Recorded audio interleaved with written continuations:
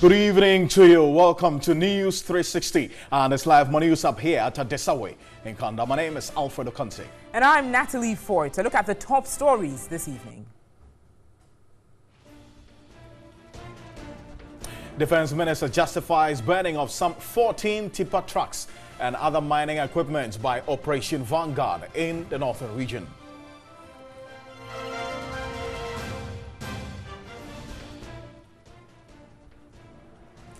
Bulk Oil Storage and Transportation Company dismisses claims by Chamber of Petroleum Consumers it has caused financial loss to the state in the sale of 1.8 million barrels of crude oil.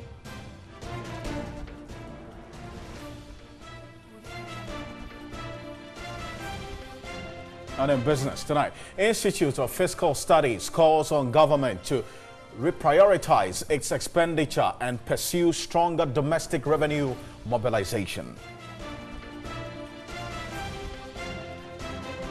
And on the foreign front this evening, U.S. President Donald Trump fires Rex Tillerson as Secretary of State.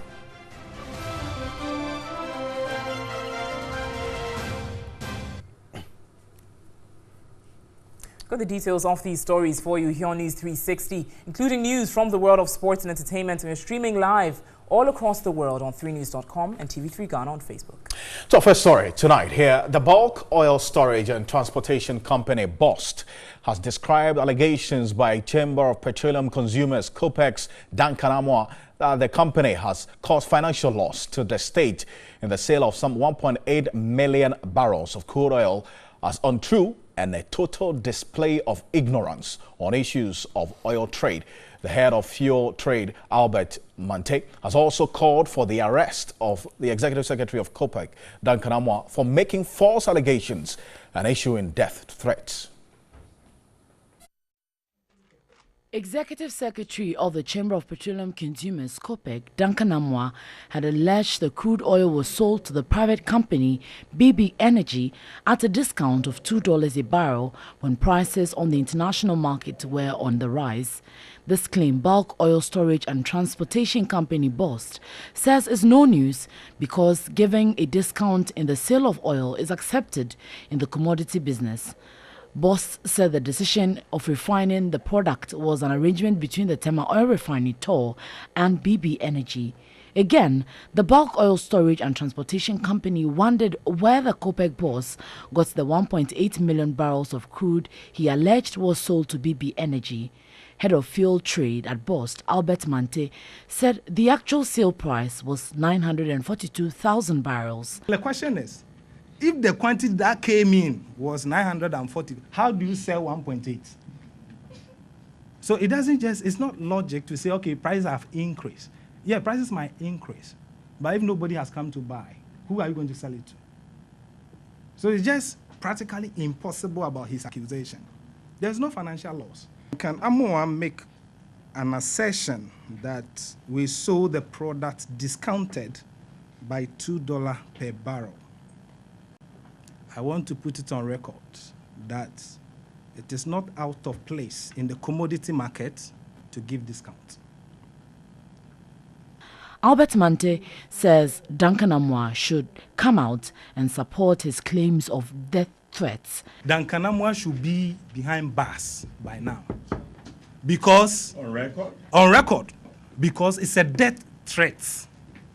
If somebody threatens you that he will kill you or he will harm you, the law is clear on it. You go to police station and that person will go and sign a bond. So Dankanamwa, claiming he has been threatened and is still walking around, is worrying. We have given it to our lawyers for them to now go and support his claim.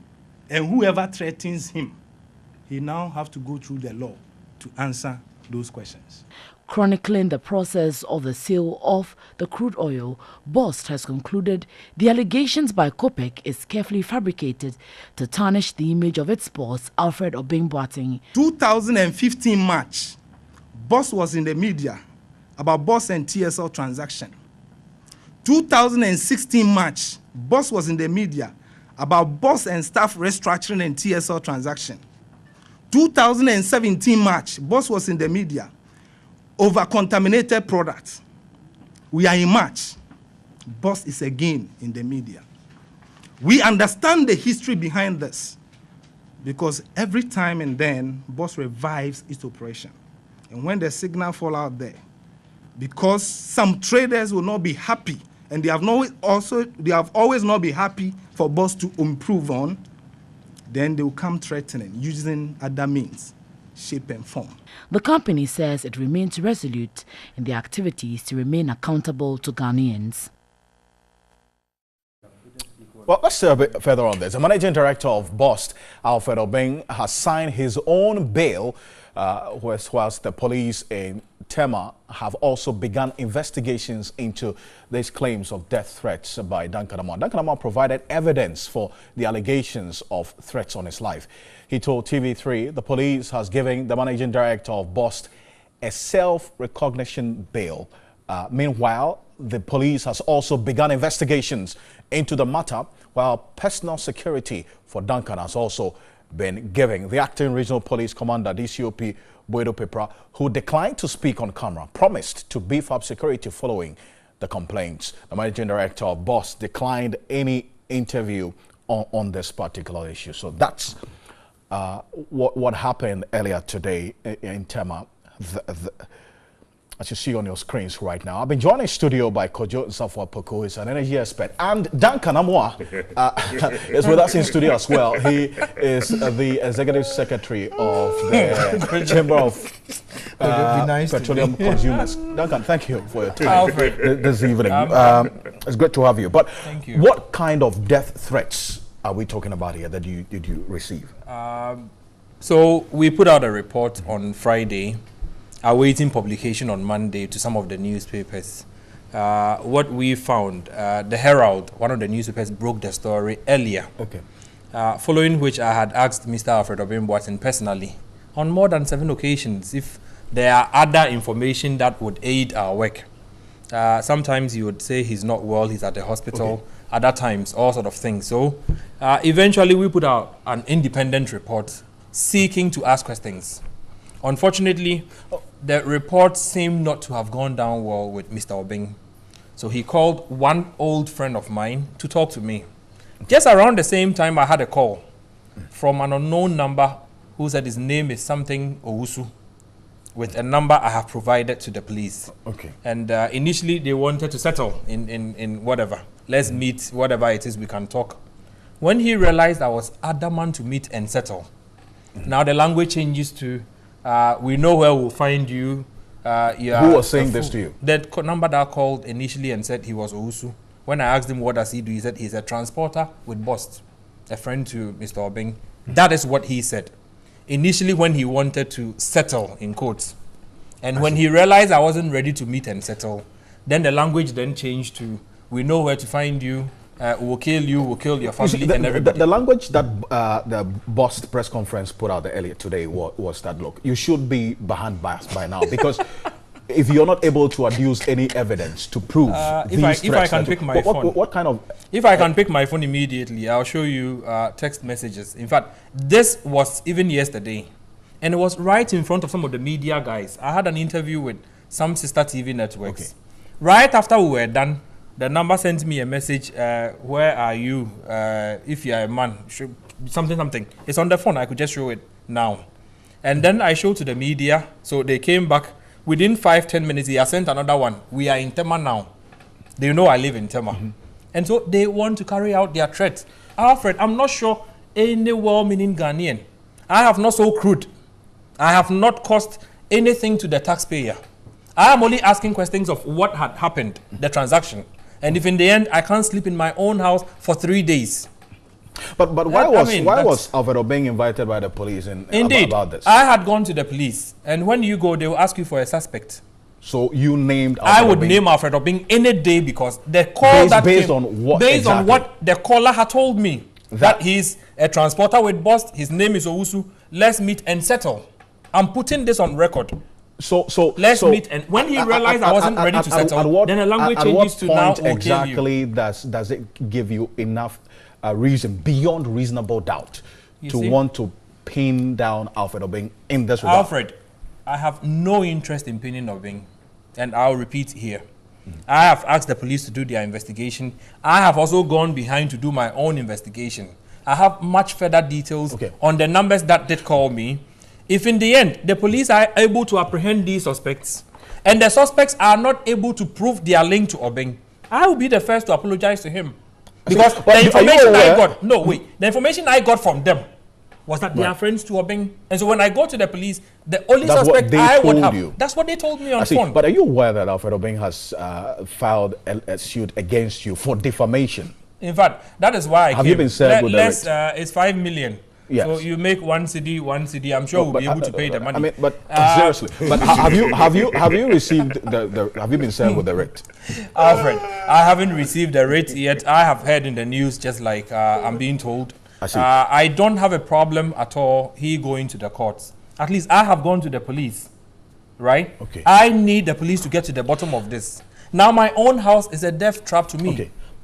But let me come to Kujopoko, because I mean I needed to exhaust this bit of the death threat with you and come in with the response of Boss to one of the things that Duncan raised, that they sold this supposed, even the 1.8 they are disputing, the sale of 952,000 barrels instead of the 1.8 you put out there. That's okay. Now they say that even though they sold it for $2 discount, it is something that happens in the industry. Is it the case, considering the fact that Boss owes or has debts on his books, and we need money? Yes. You see, the question is it the case? Yes, it is.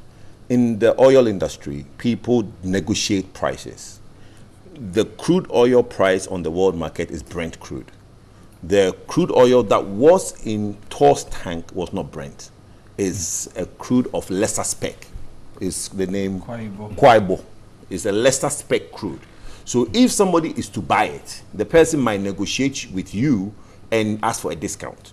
But you see, let's take this conversation away from the passion that has occurred. Right. Let's interrogate the issues, because you see, the minute problem comes into Ghana and it becomes a political football, or passions comes in, it loses the focus. True. Boss management was advised that anytime you have a transaction, open it up to other companies to participate. They had the same problem with Moving Pina, where a lot of issues came up. Bottom line, look, let's admit, Boss is a management company. It's a limited liability company. They have their management, they have their, I don't know if they have a board yet. They have a board. So they can make decisions and justify why they made those decisions. If everybody knows the genesis of how the crude came in, the crude sitting in Thor for so many years, over a year, and needing to get rid of it because they need to defray a cost. All those things they put in a press conference is justified. But the question is, when you made that decision to sell, why did you go to BB Energy? Why couldn't you invite the general public to come and put in a bid? And put in a because look, the precedent under which you serve. And I want to see, the problem is not whether you did anything wrong. You serve the president. The president, time and time over again, have said that we should stop sole sourcing. And this is a clear example of sole sourcing, where no other companies were involved. You would have expected that a lot more, it would have been opened up a lot more companies for other companies to express. And even that issue of the $2 margin discount will not probably have come in, because a company might come in and tell you that, look, I'll pay +2 instead of the -2, because in the oil industry, plus or minus is always the name of the game. Platts or Brent benchmarks are always negated or plus. So it's how it's done. But the point is, you went one-on-one with the company, and the questions thereof is that, why BB Energy? So look, the likes of Duncan are here to stay. COPEC are there to police people doing public work. Private people doing public work, state-owned enterprises, should have at the back of their mind that they are no longer running their private businesses. If a godfather or somebody tells you to do something, he doesn't tell you to do it in the way you want. Do it in the transparent manner. The president demands that. You see, this matter as it unfolds, they are resolved that they did not do anything wrong. And defending the fact that even to the extent that this BB Energy is not a company that you say is not registered, it's registered, and they are registered to do the work that they say. BB Energy is not registered with. You see, and that's another thing I have a problem with. That's what they when you are trying to, when you've done nothing wrong, But in your explanation of nothing wrong, you put out certain lies. Then people start asking, hold on, what is it that you are lying about? What is the lie here? Because BB Energy is not known to NPA. They don't have to be. BB Energy doesn't, you see, let me tell you why they don't have to be. BB Energy bought crude. It's FOB, as they explained, because the intention was to put the crude on a ship and ship it out. If BB Energy took the crude and put it in a ship, sailed for 2 minutes, came back and brought it to Tor, there's nothing wrong with it. Because Tor is set up as a tolling plant. So they are allowed to take crude from anywhere in the world, refine it, and ship it out. I think that's the explanation they gave. Exactly. You don't necessarily need to. You don't. Gentlemen, thank you. Thank you. So exactly, there's nothing wrong with that. But you see, the question is this. What everybody now want to ask is that they now refine the product at all. What happened after they refined it? That's the question we'll be posing to them. Gentlemen, thank you so much for your time this evening. I'm grateful. Duncan, you brought Duncan to show him off to the body that he's here. The One City project is on. I need 5 million. Are you raising funds on this platform? I think we'll come back to raise the funds. Thank you. Thank you, the Executive Secretary of the... Guys, you can sit down a bit. Thank you. The Executive Secretary of the Chamber of Petroleum Consumers, COPEC, who is facing a 5 million CD defamation suit by Alfred Obeng, the Bost MD, and also Kojo Poku, who is also an energy expert, helping us with his thoughts on this. But the fifth prosecution witness in the case of involving Gregory Afoko, who is facing trial for the murder of a former Upper East Regional Chairman of the New Patriotic Party, Adams Mahama, has expressed worry over the constant adjournment of the case. The court on Tuesday adjourned to March 15th after one of the jurors was reported sick. This case has been adjourned for the 4th time since the 5th prosecution witness, Awako Akilisia, was called. Some of the reasons for adjournment were non-availability of an interpreter and absence of prosecution. The prosecution witness, however, was not happy with the situation and told the court that traveling from the Upper East to Accra is taking a toll on his health. The presiding judge, Justice Lawrence Lazagla-Mensah, apologized to him and assured him the parties will be available for the case to continue on Thursday. Justice Lazagla-Mensah on January 26 ordered both parties to work expeditiously for the trial to end by June 2018.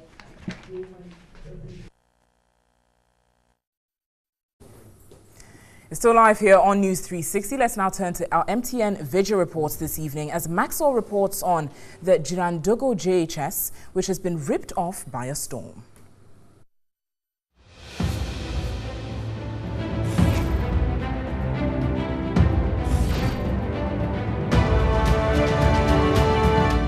This is the Girandogo JHS, which was ripped off by a storm. The students and the headmaster are helping put the structure in good shape, but with much difficulties.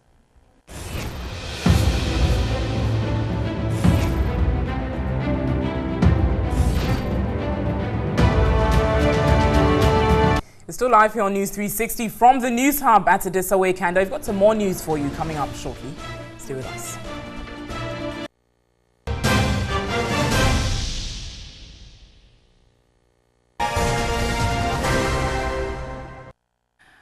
A very good evening to you and thanks for staying with us on News 360. Time for business with me, Nanikria Mensah. Starting with tonight, the Institute for Fiscal Studies is calling on government to reprioritize its expenditure and pursue stronger domestic revenue mobilization in order to avoid jeopardizing the sustainability of the country's debt. Now, Ghana's debt has risen by a huge margin as government spent over 37% of its tax revenue to service public debt interests.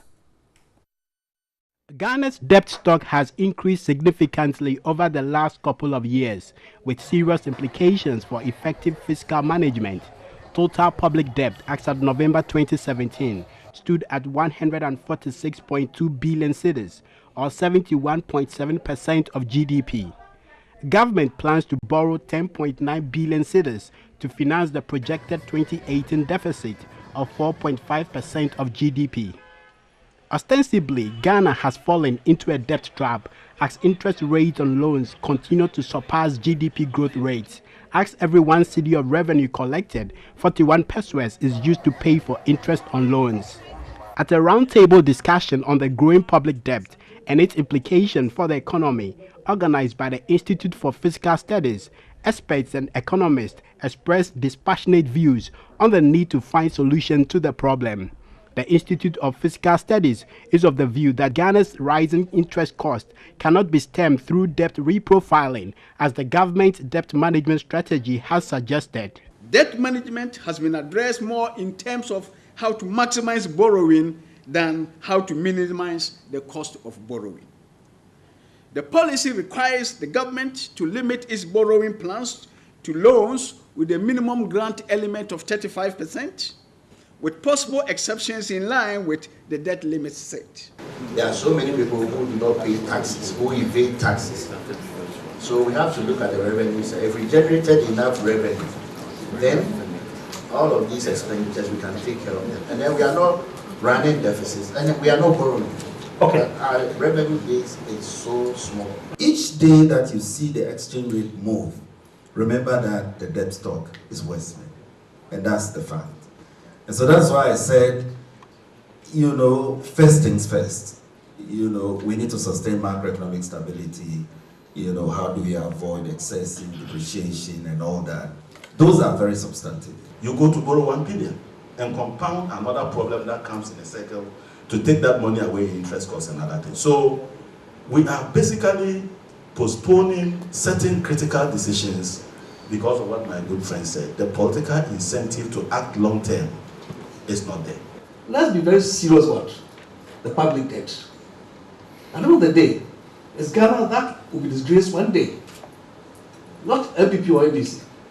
We have to borrow, I agree with you, but we should be able to also pay. The 2018 budget makes provision of 14.9 billion cedis, equal to 37.4% of the projected tax revenue for interest payments. And Nestle Ghana has introduced 2 new projects, Nestle Cereal Plan and Nestle Cocoa Initiative, aimed at improving 30 million livelihoods in communities directly linked to their business by 2030. The managing director of Nestle Ghana Limited, Frida Duplan, made this known at the 2018 National Distributors Awards and in Takoradi.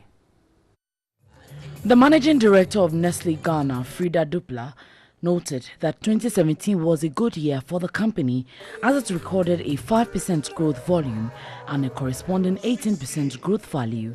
She linked the achievement to the collective effort of distributors, employees and other key stakeholders who focused on eliminating waste and developing a profitable product portfolio. For the past 61 years, Nestle has been offering products that contribute to the nutritional value needed for growth and well-being for generations of Ghanaians, thereby living its purpose of enhancing quality of life and contributing to a healthier future. National Sales Manager of Nestle, Abdallah Khan, expressed the company's resolve to use innovative means to produce high-quality nutritional health and wellness products while supporting the growth of the economy. People are really looking for convenience. People are really looking for health and nutrition when it comes to brands. So for us, this is very, very important to make sure whatever we are providing to this society, we are adding value to their health. So our focus is to really give them nutritious products and at the same time to make sure that these products are available across the board. 38 awards in various categories in brand champion, growth, consistency, highest turnover and the overall national best were presented to distributors. Winners received cash and plaques. Ofram Enterprise from Tamale emerged the overall national best distributor and was presented with cash prize of 25,000 Ghana cedis and a plaque. All right, so let's talk about salaries now. And the National Project Manager at the International Labour Organization, Kwamina Amwesi Ando, has bemoaned the low salary levels of Ghanaian workers. Speaking to TV3 Seloma Menya, Kwamina Amwesi Ando stressed that if this is not addressed, it would impact negatively on the country's human resource development. The current daily minimum wage in Ghana is pegged at 9 cedis 68 pesos, translating into a monthly salary of close to 300 Ghana cedis.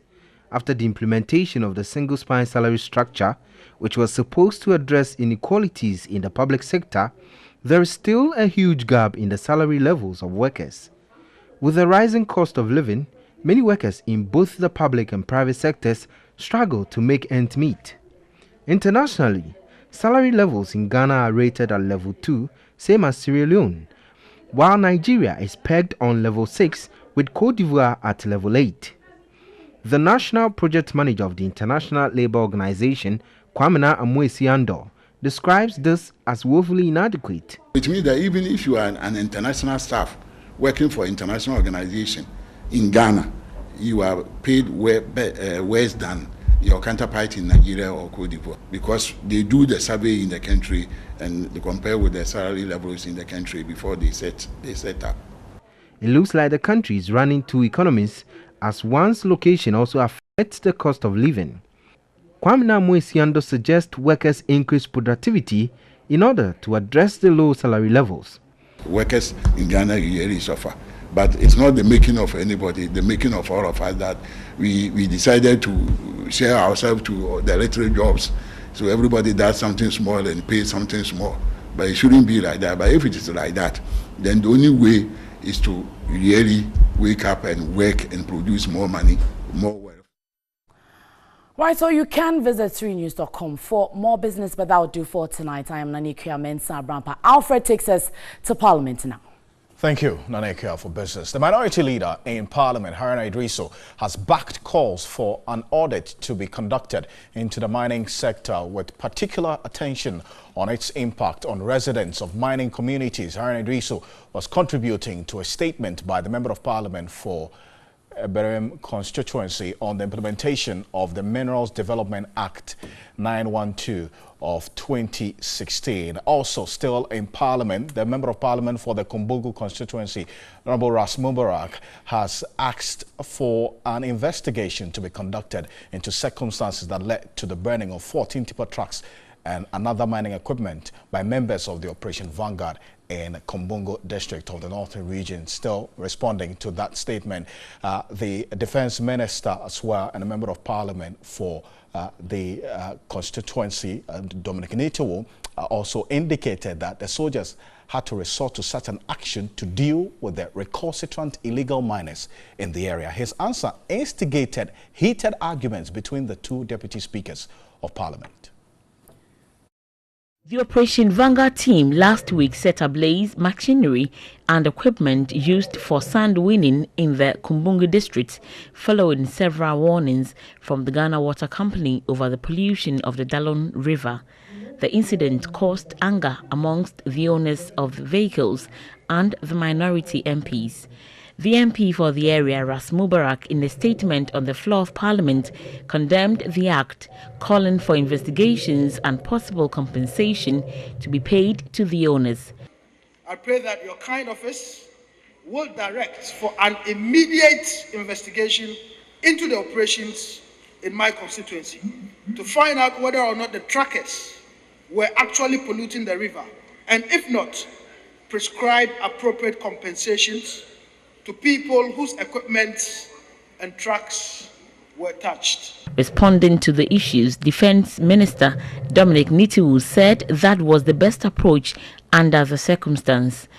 This is not the first time that the Ghana Armed Forces or through the government has taken a decision to stop people through the use of force and burning.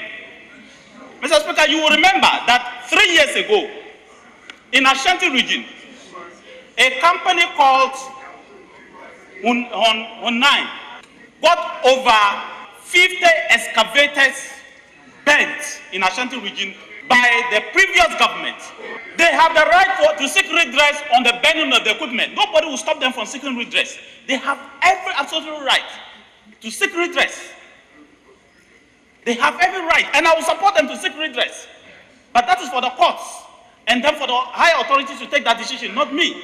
The minority leader, Haruna Idrisu, took a swipe at him for justifying an illegality. A lawless country This is not a banana republic. Our loyalty is to the laws of Ghana. And we will not accept the relegation and subjudication of the laws of Ghana to might is right. Minister for Defense, be informed that you are not above the laws of Ghana. The armed forces, not above the laws of Ghana. The military, not above the laws of Ghana. But be assured that if you use legitimate due process in accord with law to preserve the environment and water bodies, you have our absolute support. But lawlessness, you won't get our support today, you won't get it tomorrow, you won't get it forever. The days of impunity in this country are over. Exchanges became intense between the two deputy speakers. It is true that we have a legislation that is saying if you arrest people, seize the equipment. But some members of us here can attest when the Committee on Roads and Transport went on an inspection tour in the central region. We just stopped by River Ofing, and by the way, it's no longer a river. You can't see any water. All you see is mud. And we saw watercrafts on the water body mining the floor of the river.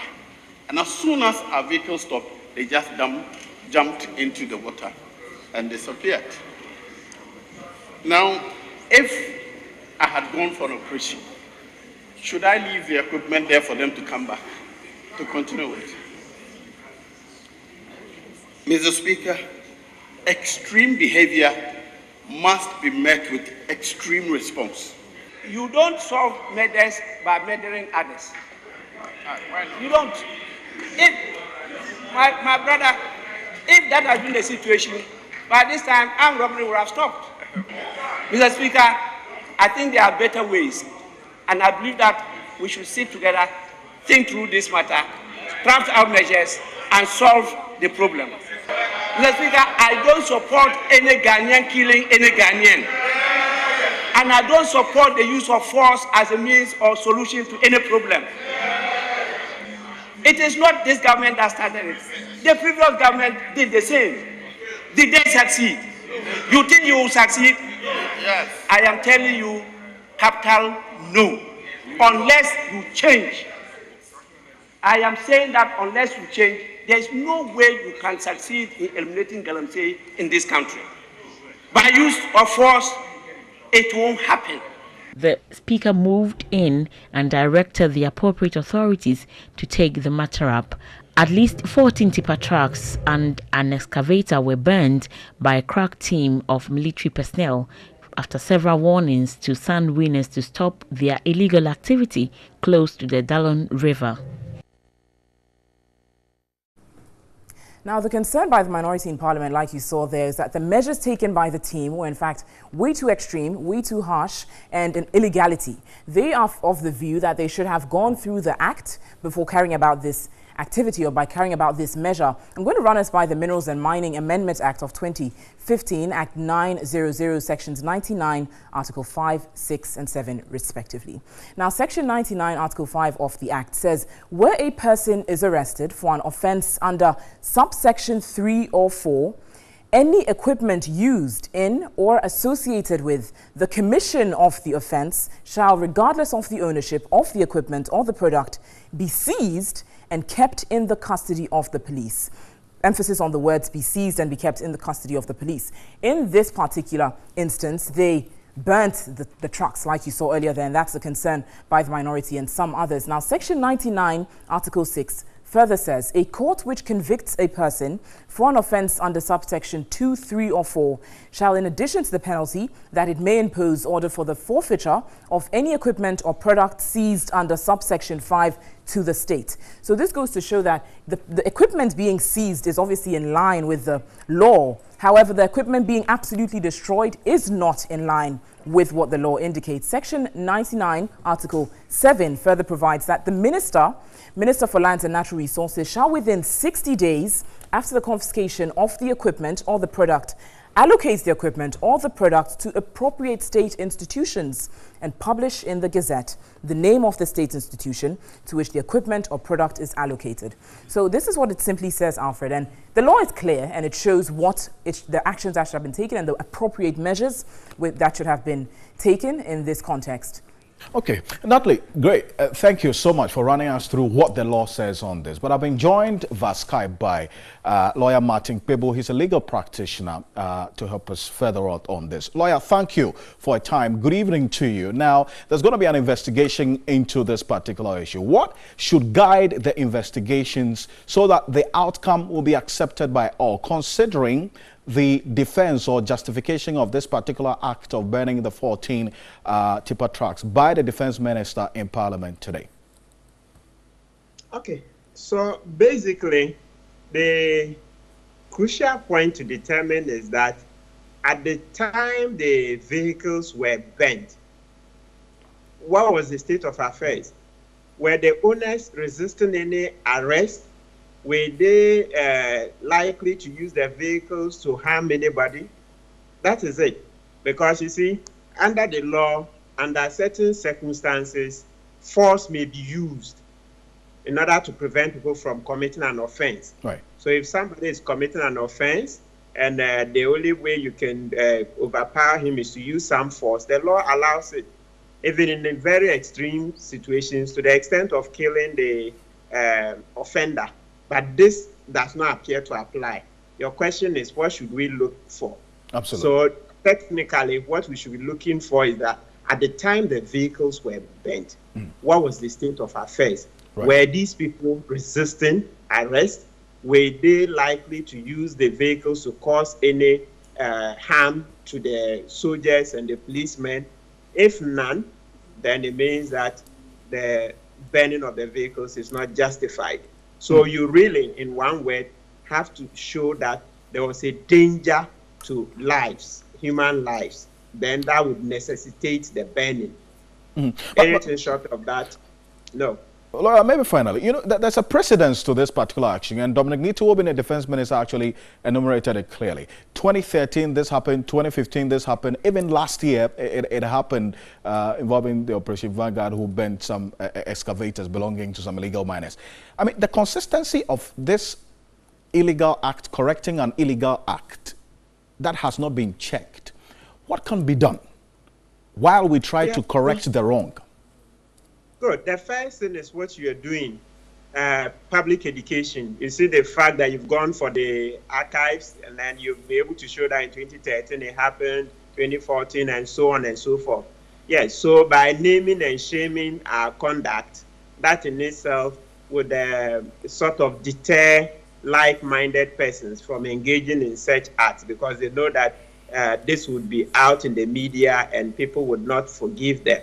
Yes, but beyond that, then we should begin to prosecute, because 14 vehicles, that's a lot of money, a lot. I mean, for a country that has thousands of schools under trees, we can't afford to burn vehicles. I mean, for my life, I'm shocked. As your colleague read the law, these vehicles, even after conviction, can be allocated to district assemblies to be used in our development. So why the need to rush and burn? Okay.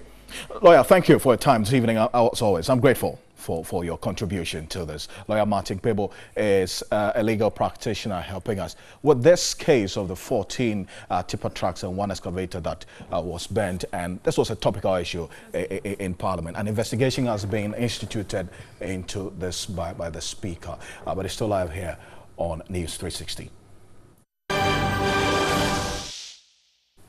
Welcome back to News 360. Time now for some international news, where we put focus on U.S. President Donald Trump sacking his Secretary of State, Rex Tillerson. You have Brexit, which is definitely going to affect the relationship between the UK and the rest of EU. And then you have from the Asian continent the rise of also similarly nationalistic, protectionist, right-wing forces in Japan. Which has made it very clear that Japan doesn't want to compromise when it comes to the whole question of peace on Korean Peninsula. The U.S. has been a hegemonic force maybe less so in Africa, but also throughout the whole world. So therefore, whatever that Trump says counts. But he is not the only factor when it comes to the way we understand world politics. And we shouldn't let Trump's brinkmanship eclipse all that are really important that are happening now, right now, around us and in Africa as well. I've worked with Mike Pompeo now for... Speaking to reporters outside the White House on Tuesday, Mr. Trump said his differences with Mr. Tillerson came down to personal chemistry. Mr. Tillerson, a former chief executive of ExxonMobil, was only appointed to the job just over a year ago. The president also nominated Gina Haspel to become the first female director of the CIA. Tillerson is the latest in a long list of senior officials who have either resigned or been fired since Mr. Trump took office. The Department of State said Mr. Tillerson had not spoken to the president and was unaware of the reason for his firing. Reports had swelled since last year over a schism in the Trump administration between the commander-in-chief and his top diplomat. Last October, Mr. Tillerson was forced to convene a news conference to deny claims he planned to quit, though he did not address a report that he had referred to his boss as a moron after a Pentagon meeting. National Election Commission (NEC) of Sierra Leone has decided to recount the results of 154 out of 11 stations across Sierra Leone. In a statement, NEC stressed that no votes had been cancelled so far. The number of stations to be recounted overall comes up to 154 out of 11,122 stations across the country as at March 11, when the NEC released 75% of official figures. The main opposition, Sierra Leone's People's Party, SLPP, was leading the ruling All People's Congress, APC. Well, up next is some entertainment news. Entertainment news is brought to you by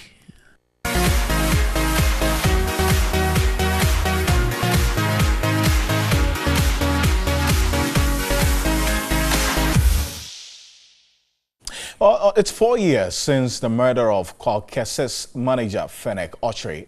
The perpetrators have still not been apprehended, raising questions if there would ever be. For his artist, Kwalkese, it's been 4 years of sadness and doubts. Fennec Ochre was murdered by unknown assailants on March 13, 2014 at his Manet Gardens residence. The death of the artist manager startled many, with the family calling for immediate investigations. The forensic unit of the Ghana Police Service investigated the incident, picking up popular artist manager Lawrence Nanesiama Hansen, aka Bulldog, as a suspect. Suspect Bulldog was on January 2018 discharged by an Accra District Court over the alleged murder. The court, presided over by Mr. Wolanyoko Tuku, held that when the matter was called in court, prosecution and complainant in the matter were not in court. According to the judge at the court's last sitting, prosecution was conspicuously absent, adding he had no option than to discharge Bulldog. March 13 marks exactly 4 years after Fennec's murder, with the family and industry players wondering why his killers have still not been apprehended. Remembering his late manager, rapper Kwalkese, in a Facebook post noted, he is filled with sadness and doubt after 4 years of Fennec's demise. The musician is still hoping the killers of his manager, friend and brother Fennec will one day be found and made to face the law. Well, rather unfortunate one there. But on some other international entertainment news this evening, CEO of entertainment company Xylophone Media, Nanapia Mensah, has apologized to dancehall artist Stonebwoy for the attack on him by some staff of the company. On Saturday, March 10, some staff of Xylophone Media, led by their transport manager, reportedly attempted to take a car purported to have been given to Stonebwoy by the company. The company has been bashed severely for not adopting the appropriate means to retrieve their vehicle. The company is reported to have fired its transport manager, Eric Amponsa, for supervising the attempted seizure of Stonebwoy's car. The Xylophone boss's tweet read, I apologize to Team Stoneboy and all well-wishers for the unfortunate ill incident that occurred. He also maintained that Stoneboy is still a xylophone media artiste and in very good standing with the company.